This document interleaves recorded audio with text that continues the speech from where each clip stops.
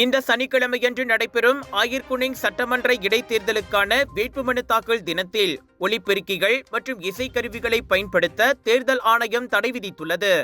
வேட்புமனு தாக்கல் மையத்தை சுற்றியுள்ள பகுதியில் ஒலிபெருக்கிகள் அல்லது இசைக்கருவிகளை பயன்படுத்தி, குறிப்பாக வாகனங்கள் மூலம் எந்தவொரு அரசியல் பிரச்சாரமும் அனுமதிக்கப்படாது என்பதை அனைத்து உத்தேச வேட்பாளர்களுக்கும் அரசியல் கட்சிகளுக்கும் தேர்தல் ஆணையம் நினைவுபடுத்துவதாக அதன் செயலாளர் டத்தோ இக்மால்ருடீன் இஷா வெளியிட்ட அறிக்கையில் தெரிவித்திருக்கிறார்.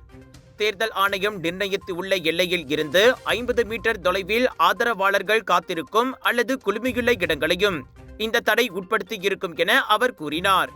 இது தேர்தல் குற்ற சட்டம் 1954 சட்டம் 5 கீழ் ஒரு குற்றமாகும். வேட்பாளர்களின் வேட்புமனு தாக்கல் டேவான் மர்டேகாவில் காலை 9 மணி முதல் காலை 10 மணி வரை நடைபெறும்.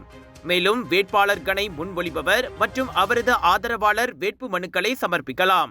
அனைத்து வேட்பாளர்களும் தங்கள் வேட்புமனு படிவங்களை பூர்த்தி செய்து தேர்தல் நிர்வாக அதிகாரி அலுவலகம் அல்லது பேரா மாநில தேர்தல் அலுவலகத்தில் முன்கூட்டியே சரிபார்க்க வேண்டும் என்றும் தேர்தல் ஆணையம் பரிந்துரைத்துள்ளது.